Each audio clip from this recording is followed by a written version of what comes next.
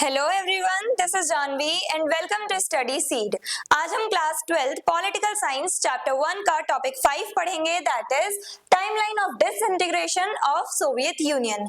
अब Soviet union के disintegration तक की जो पूरी कहानी है, जो इंपॉर्टेंट डेट्स हैं, इंपॉर्टेंट ईयर्स जो हैं, उनके बारे में हम आज के वीडियो में डिस्कस करेंगे। किस ईयर में कौन सा इवेंट हुआ, उसके बारे में हम आज के वीडियो में डिस्कस करेंगे। सोवियत यूनियन के फॉर्मेशन से लेकर के उसके डिसइंटीग्रेशन तक के जो इंपॉर्टेंट ईयर्स हैं, इंपॉर्टेंट इवेंट्स हैं, उसके बारे में आज के वीडियो में हम डिस्कस करेंगे। तो 1917 में सबसे पहले हुआ रशियन रेवोल्यूशन। अब रशियन रेवोल्यूशन, इसी को हम बोल्शेविक रेवोल्यूशन भी कहते हैं। अब बोल्शेविक रेवोल्यूशन में क्या हुआ था, जो सार रजीम है, जो मोनार्की है, उसे खत्म किया गया और फिर सोशलिज्म आइडियोलॉजी जो है ये अडॉप्ट कर ली गई। कहां पे? रशिया में, रशियन रेवोल्यूशन के बाद। 1922 फॉर्मेशन ऑफ द यूएसएसआर। 1922 में एक ट्रीटी साइन की गई यूक्रेन, बेलारूस और रशिया के बीच में, जिसे कहा जाता है treaty on the creation of USSR. अब इस ट्रीटी को साइन करने के बाद ही यूएसएसआर फॉर्म हुआ, यूएसएसआर एस्टैब्लिश किया गया। डिफरेंट कंट्रीज ने मिलकर एक ग्रुप बनाया जिसे यूएसएसआर कहा गया। 1985 में अब मेन जो इवेंट आता है वो 1985 में आता है, जब मिखाइल गोर्बाचेव लीडर बने। Mikhail Gorbachev became the leader of Soviet Union and he introduced perestroika and glasnost। 1985 में मिखाइल गोर्बाचेव ये पावर में आए, ये लीडर बने सोवियत यूनियन के। और हमने डिस्कस किया है कि मिखाइल गोर्बाचेव जो है ये लास्ट लीडर थे। क्यों? क्योंकि ये कुछ ऐसे रिफॉर्म्स ले आए थे जिसकी वजह से प्रोटेस्ट और नेशनलिस्ट मूवमेंट्स और ज्यादा स्ट्रेंथन अप हो गए थे। नेशनलिस्ट मूवमेंट्स चल रहे थे डिफरेंट पार्ट्स में और उसी की वजह से धीरे धीरे डिफरेंट कंट्रीज जो है उन्होंने अपने आप को इंडिपेंडेंट डिक्लेयर करना स्टार्ट कर दिया।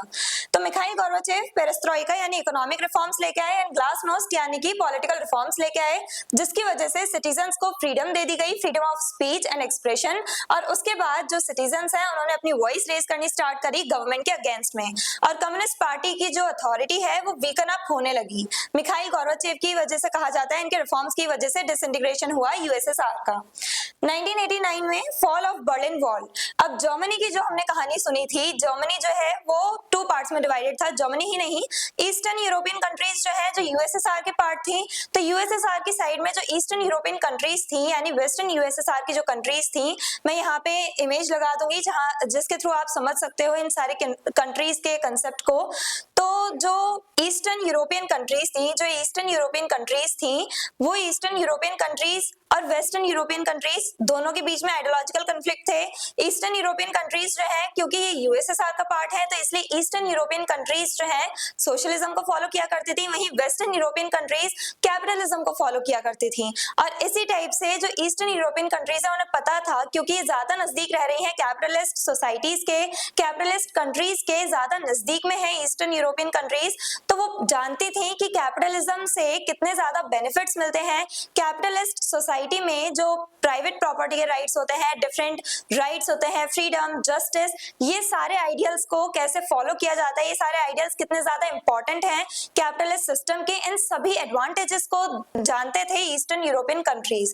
और इसीलिए सबसे पहले ईस्टर्न यूरोपियन कंट्रीज ने ही इसलिए इंडिपेंडेंट होना स्टार्ट किया, उन्होंने अपनी इंडिपेंडेंस डिक्लेयर करी यूएसएसआर से, क्योंकि वो जानते थे कि कैपिटलिस्ट सिस्टम में जो डेमोक्रेसी है उसके आइडियल्स कितने ज्यादा पावरफुल हैं। डेमोक्रेटिक आइडियल्स पे अगर हम चलेंगे तो सिटीजन्स को राइट्स मिलेंगे, जस्टिस मिलेंगे, तो उन डेमोक्रेटिक आइडियल्स ने काफी ज्यादा अट्रैक्ट किया ईस्टर्न यूरोपियन कंट्रीज को। अब ईस्टर्न यूरोपियन कंट्रीज जो है वो सोशलिज्म को फॉलो कर रही थी और वेस्टर्न यूरोपियन कंट्रीज कैपिटलिज्म को। वहीं पे अब जर्मनी जो है ये बीच में था। जर्मनी जो है, अब जर्मनी, ईस्टर्न जर्मनी जो है वो सोशलिज्म को फॉलो किया करता था और वेस्टर्न जर्मनी कैपिटलिज्म को फॉलो किया करता था। अब जर्मनी में भी जो जर्मनी की कैपिटल है बर्लिन, तो बर्लिन में जो ईस्टर्न बर्लिन है यानी कि बर्लिन में कैपिटल सिटी में हमें जस्ट अपोजिट कंसेप्ट देखने को मिल रहा है। जो बर्लिन है वहां पे ईस्टर्न बर्लिन में हमें कैपिटलिस्ट सोसाइटी देखने को मिल रही है और वेस्टर्न बर्लिन में हम लोगों को जो सोशलिस्ट सोसाइटी है वो देखने को मिल रही है। तो बर्लिन वॉल बना रखी थी बीच में, यानी कि जिस वॉल ने, जिस दीवार ने ईस्टर्न और वेस्टर्न बर्लिन को अलग कर रखा था, यानी कि कैपिटलिस्ट और सोशलिस्ट सोसाइटीज को अलग कर रखा था बर्लिन वॉल ने। तो बर्लिन वॉल जो है उसे तोड़ा गया कब? 1989 में। और जब बर्लिन वॉल को तोड़ा गया तो इस इवेंट के थ्रू पता चला कि कैसे अब लोगों ने यानी कि सिटीजन्स ने गवर्नमेंट की अथॉरिटी को मानने से मना कर दिया है। सोशलिस्ट सिस्टम के अंदर रहते हुए भी लोगों ने, सिटीजन्स ने जो गवर्नमेंट है उसकी बनाई हुई जो वॉल थी, जो वॉल बनाई थी गवर्नमेंट ने, जो सोशलिस्ट सिस्टम को अलग करती थी कम्युनिस्ट कैपिटलिस्ट सिस्टम से, तो उस वॉल की ही अहमियत नहीं रखी लोगों ने, उस वॉल को ही तोड़ दिया सिटीजन्स ने। क्यों? क्योंकि वो डेमोक्रेटिक सोसाइटी चाहते थे और वो ईस्टर्न बर्लिन के साथ मिलना चाहते थे, यानी कि कैपिटलिज्म को अडॉप्ट करना चाहते थे। वो सोशलिज्म आइडियोलॉजी को फॉलो नहीं करना चाहते थे, सोशलिस्ट कंट्री नहीं बनना चाहते थे। तो इसलिए बर्लिन वॉल जब गिराई गई उसके बाद से एक तरह से हम कह सकते हैं डिसइंटीग्रेशन स्टार्ट हो गया। 1990 में Lithuania becomes the first republic to declare independence. Lithuania जो है ये पहली ऐसी कंट्री बनी जो हमारे ट्रांस कोकेशियन एरिया जो है, बाल्कन एरिया जो है, वहां पे लिथुआनिया जो है ये एक ऐसी पहली कंट्री बनी जिसने यूएसएसआर से खुद को अलग किया और इसने इंडिपेंडेंट कंट्री अपने आप को डिक्लेयर किया, लिथुआनिया ने। 1991 अगस्त में failed coup attempt by hardline communists against Gorbachev. अब 1991 में अगस्त में कूप हुआ, यानी कि कूप जो है जैसे गोर्बाचेव के अगेंस्ट में ये कूप हुआ था, यानी कि जो मिलिट्री अटेम्प्ट है वो किया गया गोर्बाचेव को पावर से हटाने के लिए। क्योंकि जो हार्डलाइन कम्युनिस्ट यानी कि जो एक तरह से हम मान सकते हैं कंजर्वेटिव्स जो थे, जो चाहते थे कि कम्युनिस्ट पार्टी जो है उसी का रूल रहे, उसको अपनी पुरानी अथॉरिटी वापस मिले, दोबारा से मिले। तो जो कम्युनिस्ट लीडर्स चाहते थे कि कम्युनिस्ट पार्टी ही सोल अथॉरिटी हो इस कंट्री पे, यूएसएसआर पे सिर्फ कम्युनिस्ट पार्टी का ही रूल रहे, जो पहले जैसा सिस्टम दोबारा से चाहते थे कम्युनिस्ट। तो कम्युनिस्ट लीडर्स ने क्या किया, उन्होंने गोर्बाचेव के अगेंस्ट में मिलिट्री एक्शन लिया। जो गोर्बाचेव है उन्हें हाउस अरेस्ट पे रखा गया। बट ये जो कूप है ये फेल हो जाती है क्योंकि जो सिटीजन्स हैं उन्हें राइट्स मिल चुके हैं और सिटीजन्स के प्रोटेस्ट जो है वो बढ़ते ही चले गए, नेशनलिस्ट मूवमेंट्स बढ़ते चले गए। इस कूप के थ्रू जो सिटीजन्स हैं उन्हें रोकने की कोशिश की गई थी, कम्युनिस्ट सिस्टम को दोबारा से रीस्टैब्लिश करने की कोशिश की गई थी। बट ये अटेम्प्ट फेल रहा क्योंकि सिटीजन्स जो हैं ये अब जो गवर्नमेंट है, कम्युनिस्ट रेजिम है, इसके अगेंस्ट में थे। तो इसलिए ये कूप अटेम्प्ट जो ये कूप है ये फेल हो गया। 1991 में दिसंबर में leaders of Russia, Ukraine and Belarus declare the end of USSR.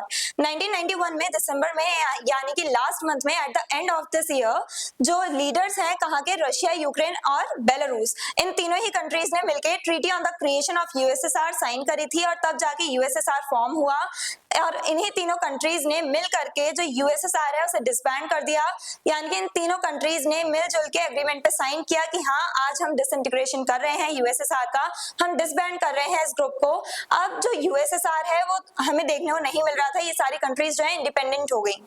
Emergence of 15 independent republics and Russia becomes the successor state. अब 15 इंडिपेंडेंट रिपब्लिक्स निकल के आए। यूएसएसआर जो है, यूएसएसआर में से जितनी कंट्रीज अलग हुई थी, टोटल कितनी कंट्रीज थी? 15।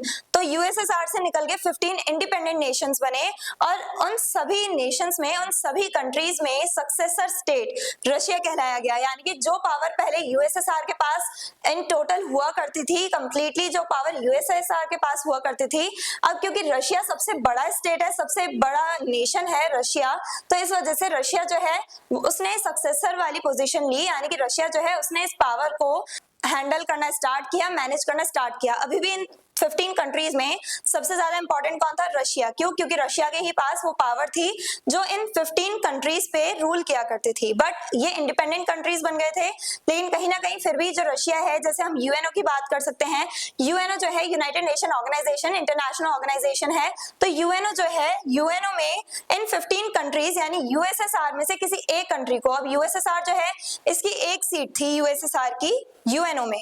अब क्योंकि यूएसएसआर का डिसइंटीग्रेशन हो गया और यूएसएसआर जो है वो 15 इंडिपेंडेंट नेशंस में डिवाइड हो गया, तो इन 15 नेशंस में किसी एक ही नेशन को वो सीट मिल सकती थी यूएनओ में, यूएनओ के परमानेंट मेंबर के तौर पे। तो रशिया जो है, क्योंकि ये सबसे बड़ा नेशन है, तो रशिया ने सक्सेसर पोस्ट संभाली और यूएनओ में रशिया जो है वही इन 15 कंट्रीज को रिप्रेजेंट करता है आज भी। तो आज हमने इस पूरे सोवियत सिस्टम के डिसइंटीग्रेशन के बारे में, सोवियत यूनियन के डिसइंटीग्रेशन से रिलेटेड पूरी टाइमलाइन डिस्कस करी। I hope everything is clear. और अगर आपको इस चैप्टर के डिटेल नोट्स चाहिए तो हमारी वेबसाइट studyseed.net पे विजिट करें, लिंक डिस्क्रिप्शन बॉक्स में दिया गया है। मिलते हैं नेक्स्ट वीडियो में नेक्स्ट टॉपिक टॉपिक के साथ. Stay curious, stay consistent. Thank you very much.